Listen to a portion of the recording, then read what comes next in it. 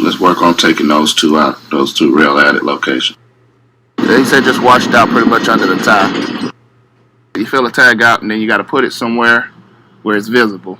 Hi, I'm Isaac Mouton, BNSF Roadmaster, Red Rock South Subdivision.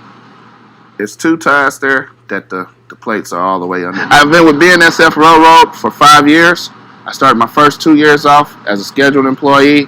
I worked my way up to a production gang roadmaster, and now I'm a roadmaster over my own territory. The way the position came about was I actively sought out the position. I applied, my supervisor approved it, and within a year I was promoted. When applying for the job, some of the factors that I considered were how would it benefit my family, how much time would I be able to spend with them, what kind of compensation I would have to take care of my family. One major factor I considered when applying for this job was a compensation over a long period of time. As a scheduled employee, you can only step up so far. As an exempt employee, there's no boundaries, no limit to how high you can go.